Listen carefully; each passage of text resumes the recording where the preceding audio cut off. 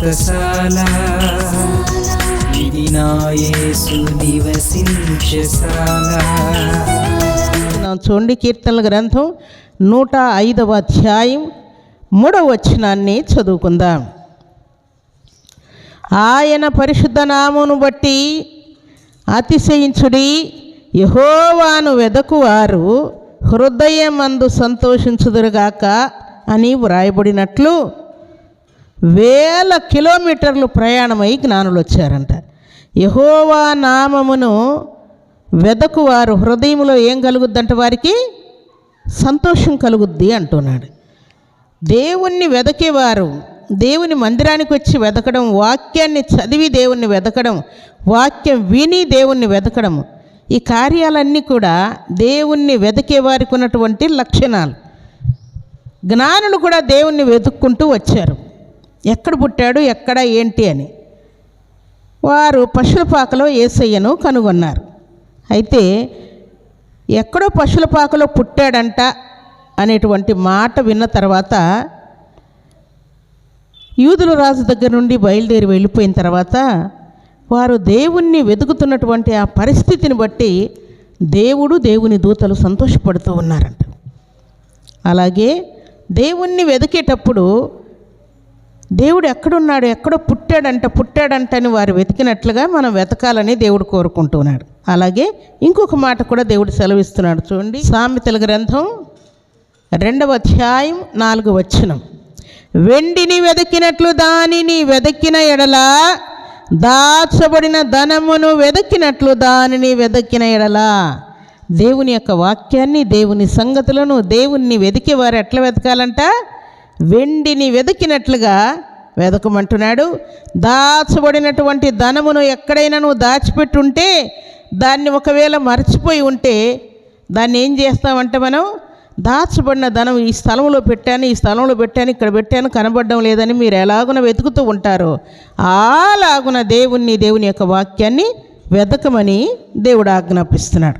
అందుకని సర్వశక్తిమంతుడైనటువంటి దేవాతి దేవుణ్ణి జ్ఞానులు 1000 కిలోమీటర్ల దూరం నుండి వెతుక్కుంటూ వచ్చారంట. ఇంకొక మాట మనం చదువుకుందాం. చూడండి, మార్కు సువార్త 1వ అధ్యాయం 36-37 వచనాలు. సీమోనును అతనితో కూడా నున్నవారును ఆయనను వెదకుచూ వెళ్ళి ఆయనను కనుగొని, అందరూ నిన్ను వెదకుచున్నారని ఆయనతో చెప్పగా. దేవుడు భూలోకంలో ఉన్నప్పుడు కూడా చాలామంది ఆయన్ని వెతుకుతూ ఉన్నారంటే, ఎక్కడున్నాడని. ఆయన పుట్టినప్పుడు కూడా ఇదే ప్రకారం జ్ఞానులు వెతుకుతూ ఉన్నారు. వెతికేవారు ఎట్లా వెతకాలంట? వెండిని వెతికినట్లుగా, బంగారును వెతికినట్టుగా దేవుణ్ణి వెతకాలని దేవుడు కోరుకుంటూ ఉన్నాడు. సరే, వెతికేవారందరూ కూడా క్రిస్మస్లో ఏం వెతుకుతారు చెప్పండి?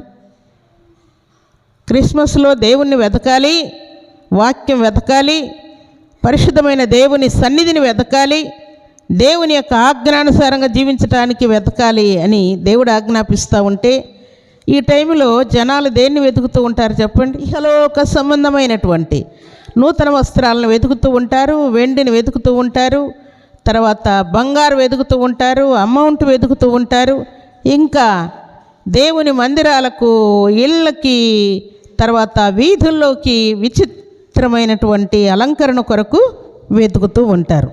అయితే మరి కొంతమంది ఇంకేం వెతుకుతూ ఉంటారు అనంటే, తినడానికి, తాగడానికి, తిరగడానికి విస్తారముగా అమౌంట్ కావాలని వెతుకుతూ ఉంటారు. ఇవన్నీ కూడా ఏమైనా తప్పుపడితే ఏమంటారంటే, క్రిస్మస్ కాబట్టి, నూతన సంవత్సరం కాబట్టి ఇలాగ మేము సంబరాలు చేస్తున్నాం కాబట్టి తింటాము, తిరుగుతాము, తాగుతాము, ఎందుకంటే ఈ 2 రోజులు మేము ఇలాగ చేసేది అని అంటూ ఉంటారు. అయితే వీటిని వెతకమని దేవుడు ఆజ్ఞాపించట్లేదు. అలనాడు జ్ఞానులు కూడా వీటిని వెతికినట్టు వ్రాయబడలేదు. దేవుణ్ణి మాత్రమే వారు వెతుక్కుంటూ వచ్చినట్లు వ్రాయబడింది. జ్ఞానులు చాలా గొప్పవారు. భూలోకములో వారిని శాస్త్రవేత్తలుగా, సైంటిస్టులుగా పిలుస్తూ ఉన్నారు. అయితే అప్పటి కాలంలో ఉన్నటువంటి వారిని జ్ఞానులు అని పిలుస్తూ ఉన్నారు. ఇంత జ్ఞానము కలిగినటువంటి వారు, ఇంత ప్రభావం కలిగినటువంటి వారు, ఇంత అమౌంట్ కలిగిన వారు, ఇంత పేరు ప్రఖ్యాతులు కలిగిన వారు యూదుల రాజు అయినటువంటి యేసయ్య కోసం, పశుల పాకలో జన్మించినటువంటి బాలుడైనటువంటి యేసయ్యను వెతుక్కుంటూ వస్తూ ఉన్నారు. అయితే వారు వెతకటానికి ప్లాన్ చేసుకొని వస్తూ ఉంటే దేవుడు ఒక చక్కటి ప్లాన్ వారికి ఇచ్చాడు. చూడండి, పరిశుద్ధ గ్రంథంలో నుండి ఆ మాట చదువుకుందాం. మత్తయి సువార్త 2వ అధ్యాయం 2వ వచనాన్ని చదువుకుందాం. మేము ఆయన నక్షత్రము చూచి పూజింపవచ్చితిమి. అందరు వెతుకుతూ ఉన్నారు, కానీ ఏ రూట్లో వెళ్ళాలో ఎటు వెళ్ళాలో అర్థం కాని స్థితిలో ఉంటూ ఉన్నారు. అయితే దేవుడు ఏం చేశాడంట, జ్ఞానులు బయలుదేరిన తక్షణమే ఒక నక్షత్రాన్ని దేవుడు చూపించాడంట. ఆ నక్షత్రం బయలుదేరి వెళ్ళిపోతూ ఉంటే ఆ నక్షత్రం ప్రకారం వీరు బయలుదేరి వెళ్తూ ఉన్నారంట. అప్పటి కాలంలో ఇశ్రాయేలులకు ఒక నిబంధన ఉండేదంట. ఎవరైనా ఘనుడైనటువంటి రాజు, చరిత్ర సృష్టించేటువంటి ఒక రాజు పుట్టాడు అని అంటే తప్పకుండా నక్షత్రం పుట్టేదంట. అందుకని నక్షత్రం యేసయ్య పశులపాకలో పుట్టగానే ఒక నక్షత్రం పుట్టిందంట. ఆ నక్షత్రం జ్ఞానుల్ని నడిపించుకుంటూ వస్తుందంట.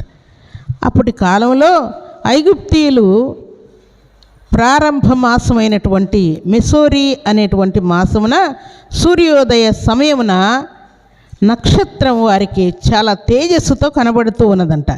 ఆ నక్షత్రం ఉదయించిందని వారికి అర్థమైపోయి ఎక్కడో ఒక రాజు పుట్టి ఉంటాడని వారు అనుకుంటూ ఉన్నారంట. అందుకని నిజముగా రాజకుమారుడు పుట్టి ఉంటాడని వారు గ్రహించారంట. జ్ఞానులు కూడా ఐగుప్తీయులు గ్రహించినట్లుగానే జ్ఞానులు కూడా గ్రహించారంట. ఎందుకంటే వారు పెద్ద శాస్త్రవేత్తలు కాబట్టి, దైవ జ్ఞానం కలిగినటువంటి వారు కాబట్టి, వారు ఆ నక్షత్రము పుట్టిందంటే తప్పకుండా ఒక రాజు ఎవరో పుట్టి ఉన్నాడని గ్రహించి నక్షత్రంతో వారు ప్రయాణం చేస్తూ వచ్చారు. నేరుగా నక్షత్రం ఎక్కడికి వచ్చిందని వ్రాయబడింది చెప్పండి?